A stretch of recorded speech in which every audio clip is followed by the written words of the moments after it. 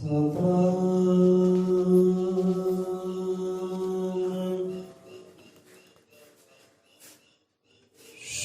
ਵਾਲਮੀਕ ਸਾਹਿਬ ਜੀ।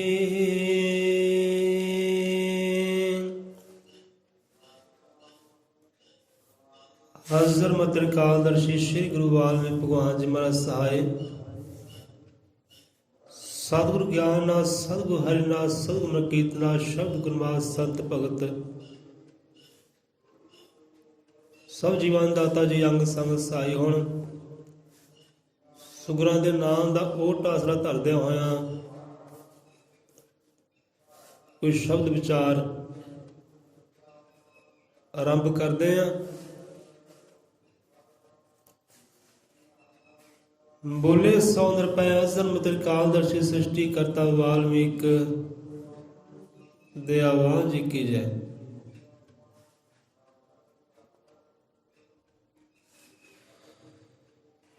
ਸੋ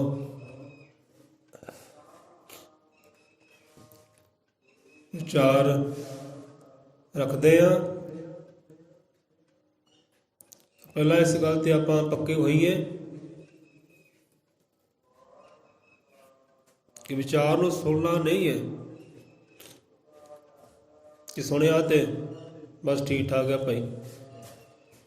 ਕਿਉਂ ਸੁਣਨਾ ਨਹੀਂ ਹੁੰਦਾ। ਵਿਚਾਰ ਨੂੰ ਸੁਣੋ, ਗੁਰੂਆਂ ਦੇ ਸ਼ਬਦ ਨੂੰ, ਗੁਰੂਆਂ ਦੀ ਸਿੱਖੀ ਨੂੰ, ਗੁਰੂਆਂ ਦੇ ਸੰਦੇਸ਼ ਨੂੰ, ਉਪਦੇਸ਼ ਨੂੰ ਸੁਣੋ। ਸੁਣੋ ਤੇ ਸੁਣ ਕੇ ਸਮਝੋ। ਪਹਿਲਾਂ ਸੁਣੋ ਫਿਰ ਸਮਝੋ, ਵਿਚਾਰੋ। ਗਰਾਈਆਂ 'ਚ ਲੈ ਕੇ ਜਾਓ ਆਪਣੇ ਹਿਰਦੇ ਦੀਆਂ।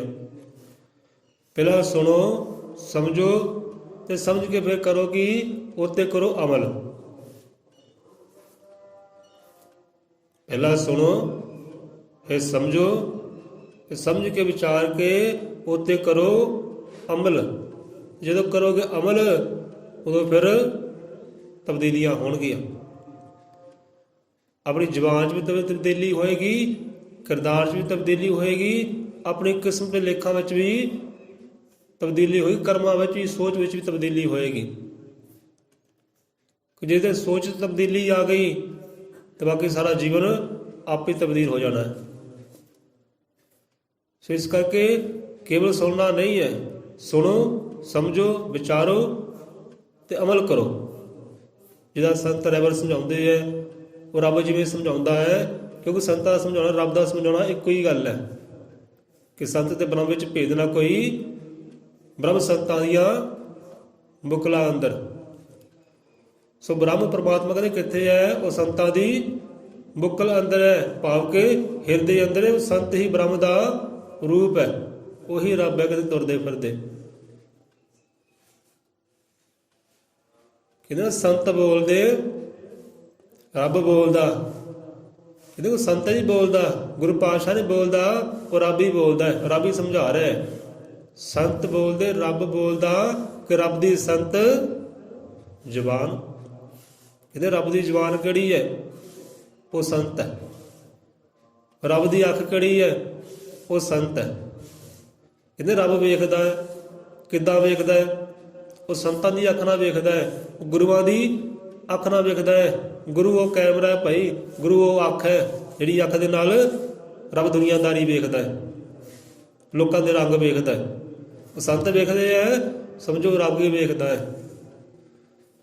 ਸੰਤ ਬੋਲਦੇ, ਰੱਬ ਬੋਲਦਾ, ਰੱਬ ਦੀ ਸੰਤ ਜ਼ੁਬਾਨ। ਤੁਰਦੇ ਫਿਰਦੇ ਬਖਸ਼ਦੇ ਸੰਤ ਪ੍ਰਭੂ ਦਾ ਨੂਰੀ ਗਿਆਨ। ਉਹ ਆਪਣਾ ਗਿਆਨ ਨਾਲ ਆਪਣੀਆਂ ਰੌਸ਼ਨੀ, ਆਪਣੀਆਂ ਖੁਸ਼ੀਆਂ ਆਪ ਹੀ ਵੰਡ ਰਿਹਾ ਹੈ ਸੰਤਾਂ ਦੇ ਰੂਪ ਦੇ ਵਿੱਚ ਆ ਕੇ।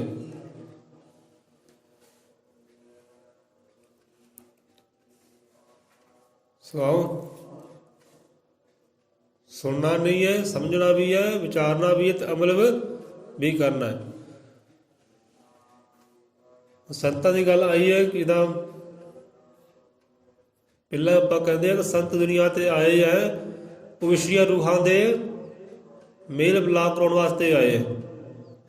ਜਿਹੜੀ ਰੂਹਾਂ ਨੂੰ ਅਹਿਸਾਸ ਹੀ ਭੁੱਲ ਗਿਆ, ਉਹ ਰੱਬ ਨੂੰ ਭੁੱਲ ਗਏ, ਅਸੀਂ ਰੱਬ ਤੋਂ ਵਿਛੜੀਆਂ ਹੋਈਆਂ ਭਾਈ ਰੂਹਾਂ ਆ, ਉਹਦੇ ਵਿਛੜੇ ਹੋਏ ਜੀਵ ਆ। ਜਿਹੜੇ ਇਸ ਗੱਲ ਨੂੰ ਭੁੱਲ ਗਏ ਨਾ, ਉਹਨਾਂ ਚੇਤੇ ਕਰਾਉਣ ਵਾਸਤੇ, ਉਹਨਾਂ ਦੇ ਮੇਲ ਮਿਲਾਪ ਕਰਾਉਣ ਵਾਸਤੇ ਸੰਤ ਆਏ ਹੈ। ਉਹ ਰੱਬ ਖੁਦ ਕਹਿੰਦੇ ਆਇਆ ਵਿਛੜੀਆਂ ਰੂਹਾਂ ਦੇ ਮੇਲ ਮਿਲਾਪ ਕਰਾਉਣ ਵਾਸਤੇ। ਜਿਹੜੇ ਚਰਸਤੇ ਪਏ ਸੀ ਉਹਨਾਂ ਨੂੰ ਰਸਤੇ ਪਾਉਣ ਵਾਸਤੇ ਉਹ ਰੱਬ ਖੁਦ ਸੰਤਾਂ ਦੇ ਰੂਪ ਵਿੱਚ ਆਇਆ। ਵਿਛੜੀਆਂ ਰੂਹਾਂ ਦੇ ਮਿਲ ਮਿਲਾਪ ਕਰਾਉਣ ਵਾਸਤੇ ਆਇਆ ਹੈ। ਜੋ ਦੁਖੀ ਸੀ, ਲਾਚਾਰ ਸੀ, ਬੇਵੱਸ ਸੀ, ਉਹਨਾਂ ਨੂੰ ਖੁਸ਼ੀਆਂ ਦੇਣ ਵਾਸਤੇ ਆਇਆ।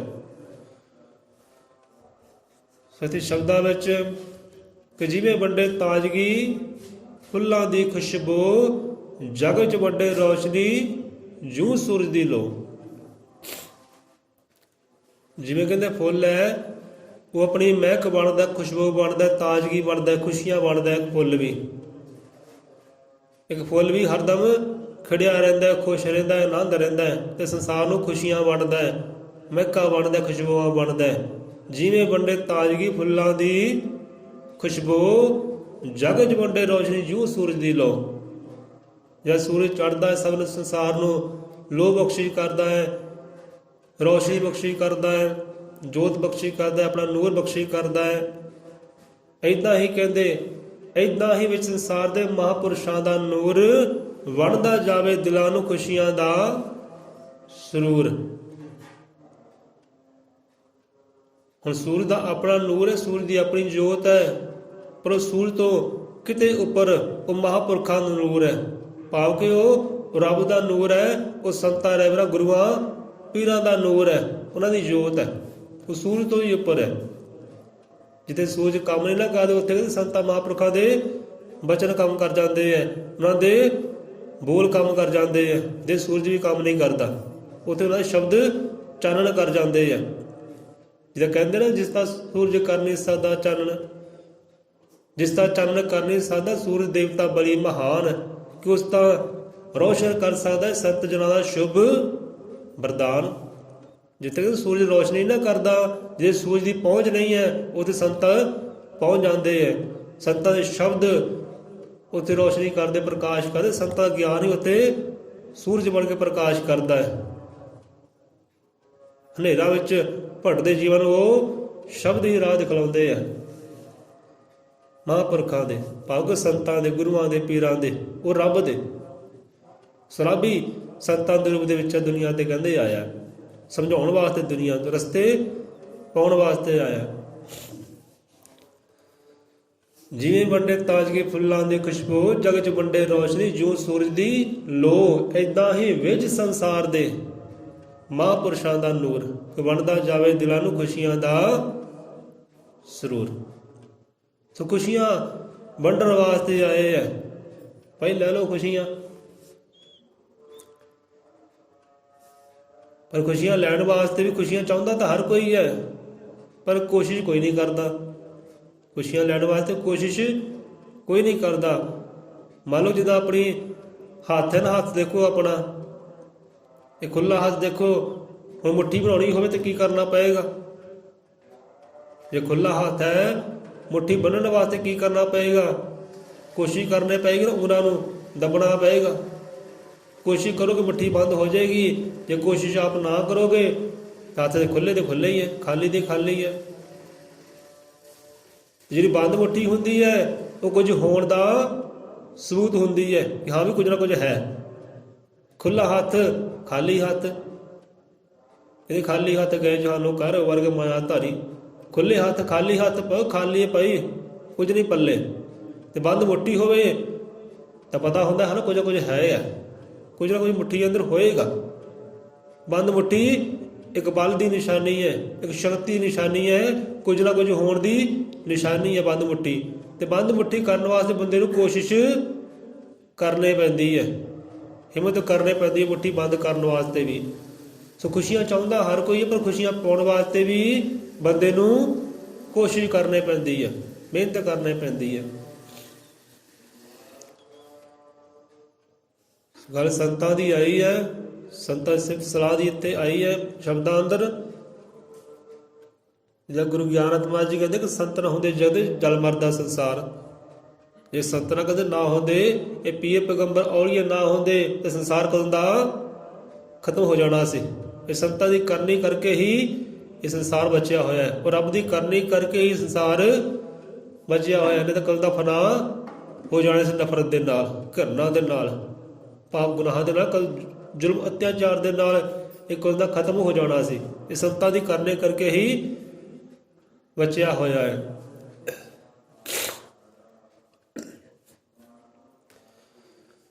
ਹੁਣ ਆ ਜਾਈਏ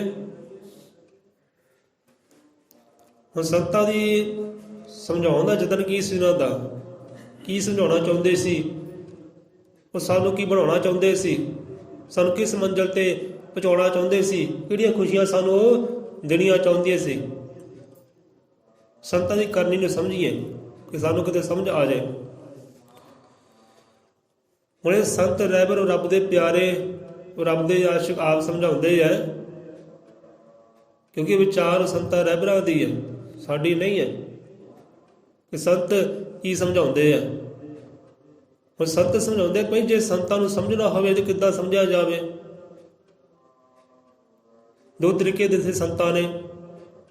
ਇੱਕ ਤਰੀਕਾ ਸੰਤਾਂ ਨੂੰ ਸਮਝਣ ਦਾ ਕਿ ਹਾਂ ਵੀ ਉਹਨਾਂ ਦਾ ਇੱਥੇ ਜਨਮ ਹੋਇਆ, ਆ ਉਹਨਾਂ ਦੇ ਮਾਤਾ ਪਿਤਾ, ਆ ਉਹਨਾਂ ਦੀ ਕਰਨੀ, ਆ ਖਾਂਦੇ ਸੀ, ਆ ਪੀਂਦੇ ਸੀ, ਇੱਦਾਂ ਦਾ ਪਹਿਰਾਵਾ ਸੀ, ਇੱਦਾਂ ਦਾ ਕੱਦ ਸੀ, ਇੱਦਾਂ ਦੀ ਬੋਲੀ ਸੀ, ਉਹਨਾਂ ਦੀ ਇੱਦਾਂ ਦਾ ਸੁਭਾਅ ਸੀ, ਇੱਦਾਂ ਜਾਣਦਾ ਬੰਦਾ ਸੰਤਾਂ ਨੂੰ। ਇੱਕ ਤਰੀਕਾ ਇਹ ਹੈ, ਇੱਥੇ ਸਾਡੇ ਸੰਤਾਂ ਨੇ ਆਹ ਕੀਤਾ, ਇੱਥੇ ਸਾਡੇ ਸੰਤਾਂ ਨੇ ਆਹ ਕੀਤਾ, ਇੱਥੇ ਆ ਉਹਨਾਂ ਨੇ ਕੌਤਕ ਦਿਖਾਏ, ਇੱਥੇ ਆ ਇੱਦਾਂ ਕੀਤਾ ਉੱਦਾਂ ਕੀਤਾ ਨਾ। ਇਹ ਤਰੀਕਾ ਜਾਣਨ ਦਾ, ਸੰਤਾਂ ਜਾਣਨ ਦਾ ਇੱਕ ਤਰੀਕਾ ਇਹ ਹੈ। ਤੇ ਇੱਕ ਤਰੀਕਾ ਹੁੰਦਾ ਹੈ ਕਿ ਸਾਡੇ ਗੁਰੂਆਂ ਨੇ ਕਿਹੜਾ ਸ਼ਬਦ ਉਚਾਰਿਆ, ਕਿਹੜੀ ਬਾਣੀ ਉਚਾਰੀ, ਕਿਹੜਾ ਰਾਹ ਦਿਖਲਾਇਆ, ਕਿਹੜਾ ਸੁੱਖ ਬਖਸ਼ ਕੀਤਾ, ਕਿਹੜੀ ਮੰਜ਼ਿਲ ਤੇ ਪਹੁੰਚੇ ਤੇ ਕਿੱਦਾਂ ਪਹੁੰਚੇ, ਇਹ ਜਾਣਨਾ ਉੱਤਮ ਹੈ। ਇਹ ਜਾਣਕਾਰੀ ਹੋਣਾ ਹੀ, ਇਹ ਗਿਆਨ ਹੋਣਾ ਇਹ ਉੱਤਮ ਹੈ ਕਿ ਸਾਡੇ ਗੁਰੂਆਂ ਨੇ ਸਾਨੂੰ ਬਾਣੀ ਕਿਹੜੀ ਬਖਸ਼ਿਸ਼ ਕੀਤੀ, ਸਾਨੂੰ ਗਿਆਨ ਕਿਹੜਾ ਬਖਸ਼ਿਸ਼ ਕੀਤਾ, ਸਾਨੂੰ ਰਾਹ ਕਿਹੜਾ ਦਿਖਲਾਇਆ, ਸਾਨੂੰ ਮੰਜ਼ਿਲ ਕਿਹੜੀ ਦਿਖਲਾਈ, ਤੇ ਅਸੀਂ ਕਿਹੜੀ ਮੰਜ਼ਿਲ ਵੱਲ ਤੁਰੇ ਆ, ਅਸੀਂ ਕਿਹੜੇ ਰਾਹ ਵੱਲ ਤੁਰੇ ਆ। ਇਹ ਜਾਣਨਾ ਜ਼ਰੂਰੀ ਹੈ, ਇਹ ਜਾਣਨਾ ਉੱਤਮ ਹੈ। ਸਾਨੂੰ ਕਿਹੜੀ ਸਿੱਖਿਆ ਦਿੱਤੀ, ਅਸੀਂ ਕਿਹੜੀ ਸਿੱਖਿਆ ਲੈ ਕੇ ਤੁਰੇ ਆ। ਕਿੱਥੇ ਜਨਮ ਹੋਇਆ ਮਾਇਨੇ ਨਹੀਂ ਰੱਖਦਾ, ਬਾਣੇ ਕਿਹੋ ਜਿਹੇ ਸੀ, ਕੱਦ ਕਿਹੋ ਜਿਹਾ, ਰੰਗ ਕਿਹੋ ਜਿਹਾ ਸੀ, ਬੋਲੀ ਕਿਹੋ ਜਿਹੀ ਸੀ, ਇਹ ਮਾਇਨੇ ਨਹੀਂ ਰੱਖਦੀ। ਕਿਰਦਾਰ ਮਾਨੇ ਰੱਖਦਾ ਕਿ ਸਮਝਾਉਣਾ ਕੀ ਚਾਹੁੰਦੇ ਸੀ, ਕਰਨੀ ਉਹਨਾਂ ਦੀ ਕਿਹੋ ਜਿਹੀ ਸੀ, ਚਾਲ ਉਹਨਾਂ ਦੀ ਕਿਹੋ ਜਿਹੀ ਸੀ। ਇਹ ਜਾਣਨਾ ਉੱਤਮ ਹੈ। ਇਹੋ ਬੰਦਾ ਜਾਣੇ, ਸਮਝੇ, ਵਿਚਾਰੇ, ਅਮਲ ਕਰੇ ਤੇ ਚੱਲੇ ਉੱਦਾਂ ਉਹਨਾਂ ਦੀ ਪੂਰਨਿਆ ਤੇ। ਸੋ ਤਰੀਕੇ ਸੰਤਾਂ ਨੂੰ ਜਾਣਨ ਦੇ, ਉਹਨਾਂ ਦੀ ਕਰਨੀ ਨੂੰ ਸਮਝਣ ਦੇ।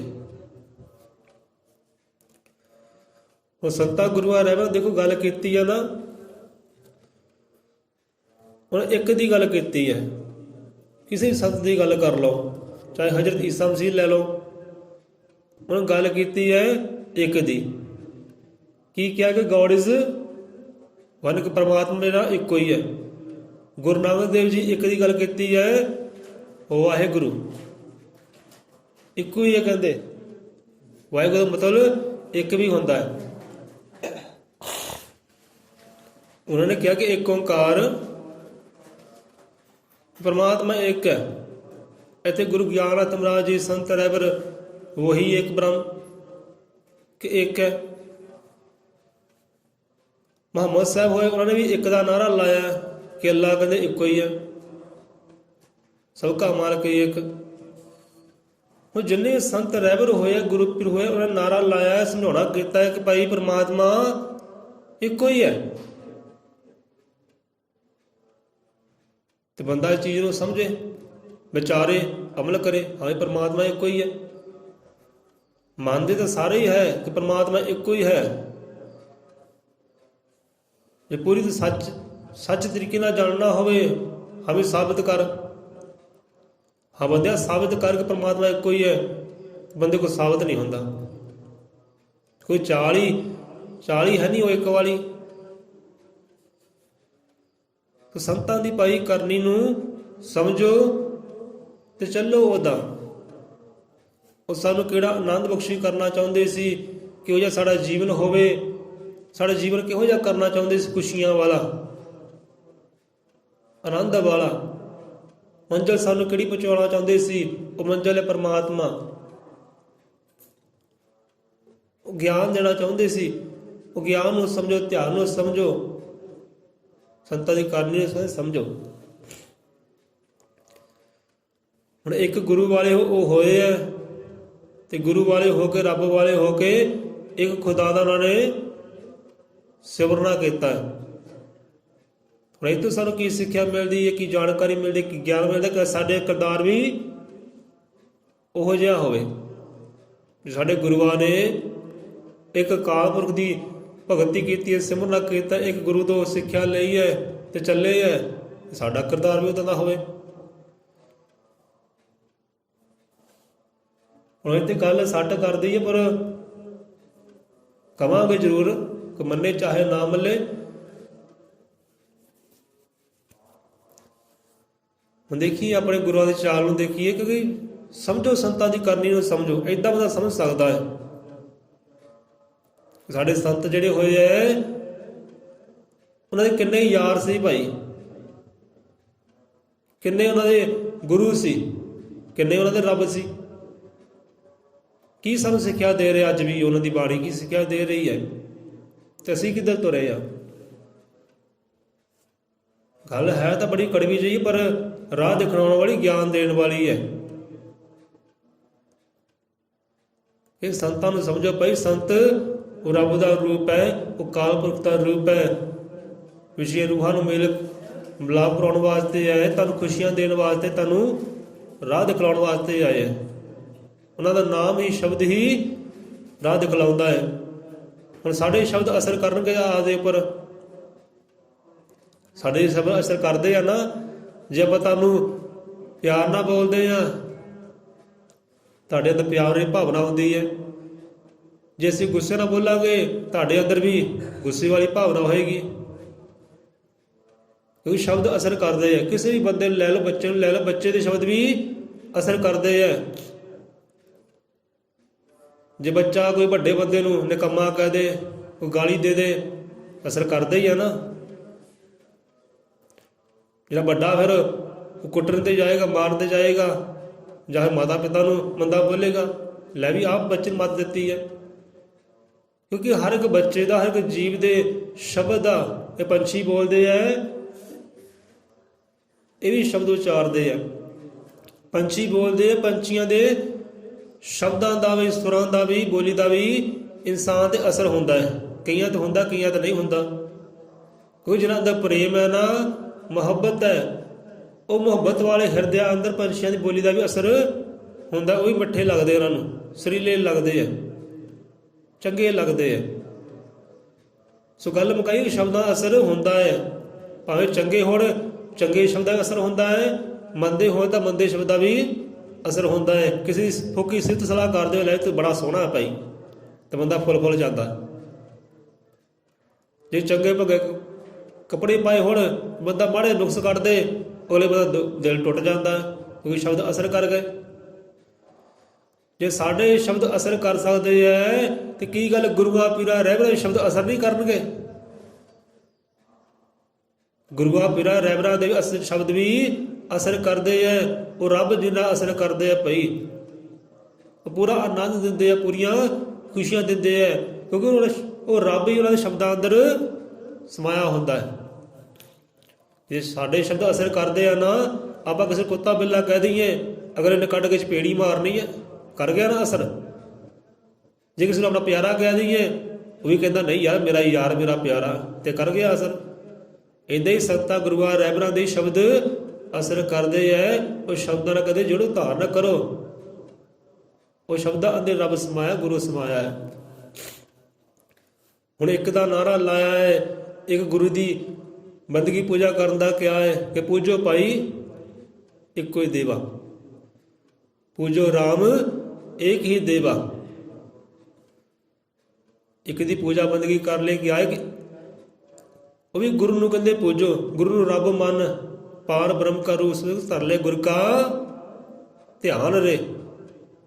ਸਤਿਗੁਰੂ ਕਬੀਰ ਦਾਸ ਕਹਿੰਦੇ ਪਾਰ ਬ੍ਰਹਮ ਕਾ ਰੂਪ ਸਮਝ ਕੇ ਅਗਰ ਪਾਏ, ਰੱਬ ਦਾ ਰੂਪ ਸਮਝ ਕੇ ਆਪਣੇ ਗੁਰੂ ਨੂੰ ਧਿਆਉਣਾ ਕਰ ਲਾ, ਪੂਜਣਾ ਕਰ ਲਾ, ਆਰਾਧਨਾ ਕਰ ਲੈ।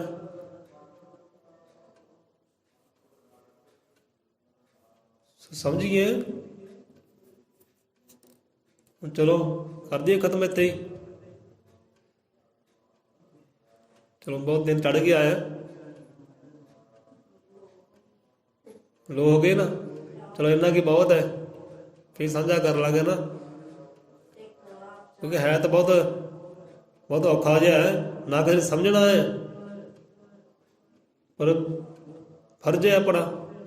ਕੋਈ ਰਸਤੇ ਪੈਂਦਾ ਠੀਕ ਹੈ, ਜੇ ਕੋਈ ਰਸਤੇ ਪਿਆ ਹੈ ਤਾਂ ਵੀ ਠੀਕ ਹੈ, ਜਿੱਥੇ ਕੋਈ ਟਿਕਿਆ ਠੀਕ ਹੈ, ਕੋਈ ਗਿਆਨ ਵਿੱਚ ਹੈ ਤਾਂ ਵੀ ਠੀਕ ਹੈ, ਅਗਿਆਨਤਾ ਵਿੱਚ ਤਾਂ ਵੀ ਠੀਕ ਹੈ, ਕੋਈ ਖੁਸ਼ੀ ਹੈ ਤਾਂ ਵੀ ਠੀਕ ਹੈ, ਦੁਖੀ ਹੈ ਤਾਂ ਵੀ ਠੀਕ। ਜਿੱਥੇ ਕੋਈ ਰਾਜੀ ਰਹਿਣਾ ਚਾਹੇ, ਮੈਂ ਵੀ ਦੁੱਖਾਂ ਵਿੱਚ ਰਾਜੀ ਹੈ, ਤੇ ਸਾਨੂੰ ਕੀ ਲੋੜ ਸੁੱਖਾਂ ਵੱਲ ਜਾਣ ਦੀ ਹੈ ਨਾ।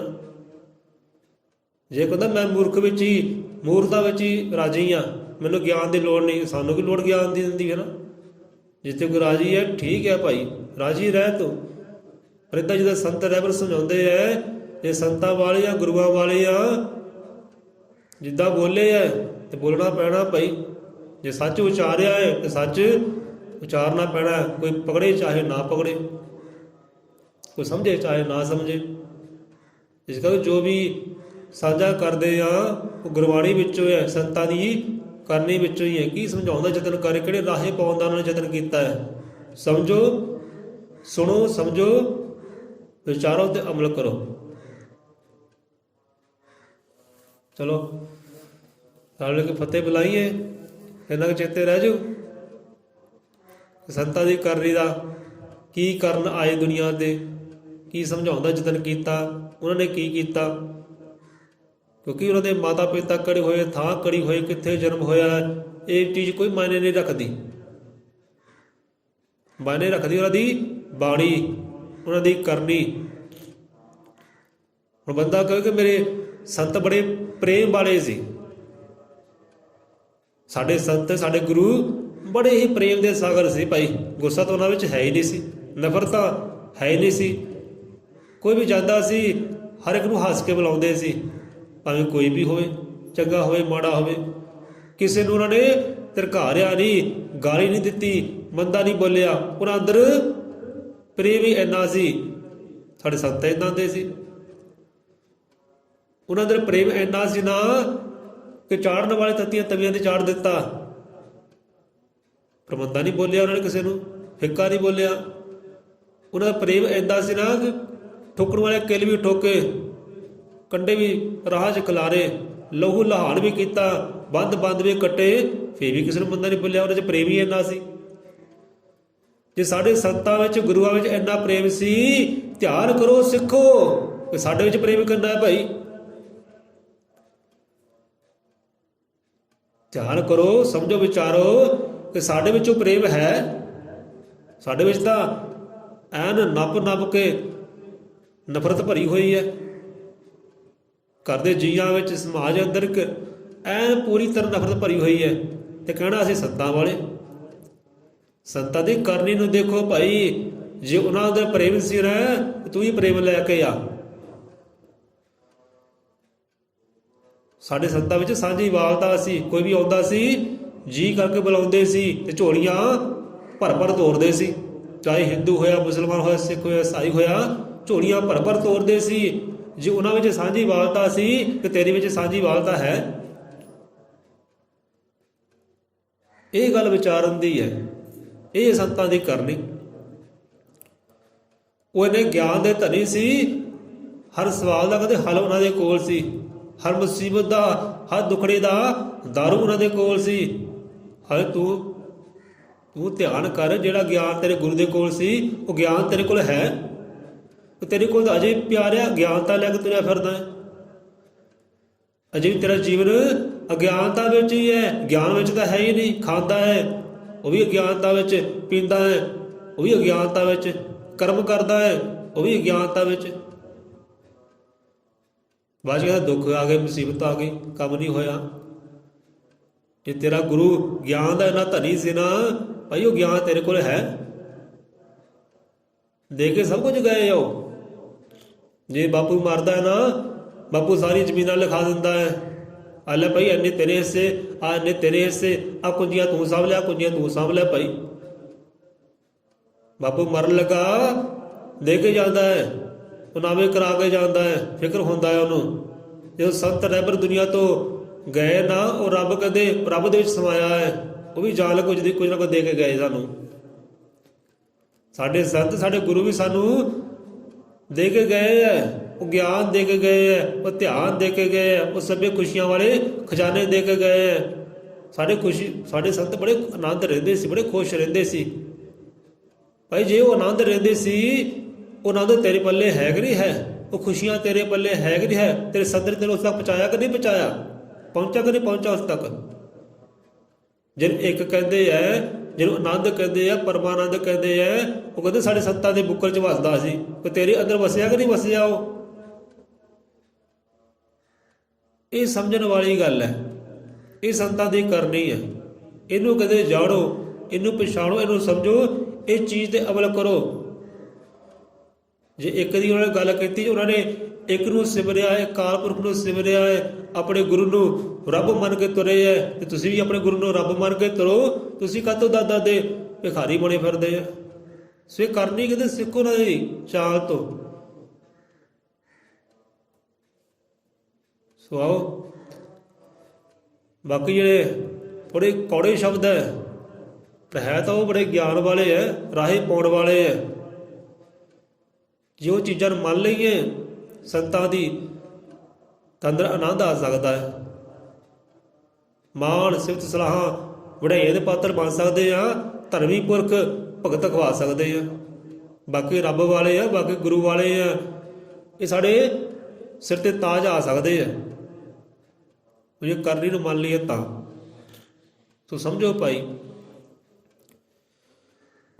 ਸੁਆਓ ਬੋਲੇ 100 ਰੁਪਏ ਭਗਵਾਨ ਵਾਲਮੀਕ ਦਇਆਵਾਨ ਜੀ ਕੀ ਜੈ। ਸੰਤਾਂ ਭਗਤਾਂ ਕੀ ਜੈ। ਸਤਿਗੁਰ ਦੇ ਸ਼ਰਧਾਲੂਆਂ ਦੀ ਸਦਾ ਸਦਾ ਸੰਸਾਰ ਚੋ ਜੈ।